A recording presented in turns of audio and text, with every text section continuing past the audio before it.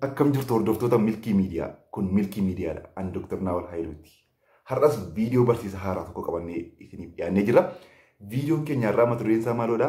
Akkaataa itti foolii afaanii badaa ittisuu dandeenya. Karaawwan tooftaawwan saddeet ittiin foolii afaanii badaa ittisuu dandeenyu qabannee isiniif dhiyaannee irraa nu wajjin turaa. YouTube keenya subscribe godhaa, like godhaa, share godhaa jalqabnee jira jechuudha. Karaawwan saddeet ittiin foolii afaanii badaa yookiin haalitosis isa jedhamu ittiin ittisnu keessaa inni jalqaba maalidha? Ilkaan keenya rigachuudha. Ilkaan keenya guyyaatti yoo xinnaate si'a lama nyaata dura osoo hin taane nyaata booda rigachuudha jechuudha. Namoonni baay'een dogoggoraan nyaata dura ergi rigatanii booda nyaata nyaatu. Inni kun rakkoo guddaa rakkoo qaba jechuudha. Kan nuun rigachuu qabnu erga nyaata nyaannee booda guyyaatti yoo xinnaate si'a lamaaf jechuudha. Inni lammaffaan maalidha? Ilkaan keenya rigachuu qofa osoo hin taane haftee nyaataa ilkaan gidduudhaa baafachuu danda'u qabna jechuudha. Haftee nyaataa ilkaan gidduudhaa baafachuu yoo xinnaate guyyaatti si'a tokkoof jechuudha. Inni sadaffaan maalidha? Arraba rigachuu. Yeroo baay'ee inni kun komoon miti, namoonni baay'een hin beekanii tuusbiraashii tokko tokkorra hin jira.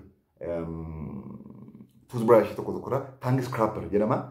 Isaan yookiin taangi scraapper kan jedhamu qofaatti jira kan ittiin arraba rigatan. Garuu tuusbiraashii tokko tokkorra jira amma tuusbiraasheriinii taangi kiliinariin jechaadha kan ittiin arraba rigatan itti qabatee jira. Isaanii yeroo ilkaan keenya rigannu at the same time yeroo hundumaa arraba keenyas rigachuun inni kun baay'ee murteessaadha baay'ee. Namoonni baay'een ilkaan isaanii rigatu garuu foolii afaanii badaa irraati yeroo baay'ee hin quunnamaa maaliif jedhanii yaadu. Sababiin isaa even ilkaan caalaa kan foolii afaanii badaa uumuu danda'u maalidha? Arrabadha. So arraba keenya rigachuun yeroo ilkaan keenya rigannu guyyaatti yoo xinnaate si'a lama sana at the same time arraba keenya kiliinarii isaa biraashii sana bitannee rigachuun barbaachisaadha jechuudha. Inni arfaffaan maalidha? Namoonni ilkaan keenya irraa deental appiliyaansii fi deencharoonni garaagaraa jiran jechuudha. Kan ortodontiksii fi wantoonni garaagaraa ilkaan keenyatti jiran wal'aansarra jiru. Akkaataa hakiimiin sun nu ajajetti ilkaan keenya isa rigannutti dabalatee isas qulqulleessuu qabna jechuudha. Inni shanaffaan maalidha? Afaan dry mouth irraa of eeguudha. Afaan gogiinsa afaanii irraati. Gogiinsa afaanii irratti akkamitti of eegna hordoftoota keenya? Bishaan baay'inaan dhuguudhaan clean water jechaadha. Plenty of water baay'inaan dhuguudhaan jechaadha. Wantoota akka immoo buna, alkoolii, tamboo, dhugaatii lallaafaa garaagaraa hir'isuudhaan. Warreen kun hundumtuu bishaan qulqulluudhaan kan hafe dry mouth jedhamu saaxilu jechuudha. So bishaan qulqulluu baay'isuu warreen amma kanan dura isinitti immoo dhugaatii lallaafaa, buna, alkoolii fi tamboo dhiisuu yookiin hir'isuudhaan yoo fayyadamne immoo immediately ilkaan keenya qulqulleessuu qabna jechuudha. Yoo jarreen amma isin jedhe fayyadame immediately qulqulleessuu qabna. Inni jaaffaan maalidha?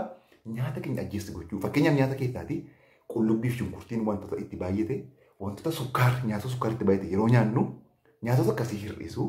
Yeroo nyaannu immoo immediately ilkaan keenya qulqulleeffachuu qabna. Warreen guyyaatti si'a lama dabalataan yeroo nyaata baay'ee wantoonni kun itti nyaatamu baay'inaan keessatti argaman nyaanne ilkaan keenya immediately itti dabalee qulqulleeffachuu qabna jechuudha. Inni torbaffaan maalidha? Yeroo yeroon tuusbiraashii keenya jiruu qabna jechuudha. Isuma ji'a ja'a fuuldura fayyadamuu jalqabne har'as fayyadamna taanaan dandeettiin qulqulleessuusaa baay'ee waan hir'isuuf even nuti caalchisuu danda'a jechuudha. So yoo baay'ee ture ji'a afur yookiin immoo ji'a sadiidhaanii tuusbiraashii keenya jijjiiruu danda'utu nurraa eegama jechuudha. Inni saddeettaffaa inni dhumaa maalidha? Hakiima ilkaanii bira deemne yoo xinnaate waggaatti si'a lama, averejii waggaatti si'a lama gahaadha. Yoo xinnaate sun taane waggaatti si'a lama deemne deental check-up of gochuu jechuudha. Deental check-up of gochuudha. Namoonni immoo isuma kanarra darbee foolii afaanii badaa yookiin haalitoosisiidhaaf haalli kun irratti argame yookiin wanta kana rakkataa jiranii yoo jiraatanii daayireektilii deemanii hakiima ilkaanii bira deemanii wal'aansa gara biraa qaba waan ta'eef wantoota kanaan yoo yaalamee dide hakiimni ilkaanii pirootokoolii mataa isaatii qaba. Inni saayinsii bal'aa kan mataa isaatii qaba jechuudha. Dhukkuboota biraa dhukkuboota foolii afaanii badaa fidan wantoota baay'ee jira. Isaaniinis ilaalamuu qabu waan ta'eef hakiima ilkaanii bira deemuun murteessaadha jechuudha. Egaa hordoftoota Milkii Miidiyaa viidiyoo barsiisaa irraaf qabannee dhiyaanne kanumaan xumurree jira. YouTube keenya subscribe godhaa, like godhaa, share godhaa, galatoomaa, ulfaadhaa, nagaa fayyaaf jaalallii bakka jirtan isiniif haa ta'u. Ani Dr. Naawwal Hayiluuti. Galatoomaa, ulfaadhaa.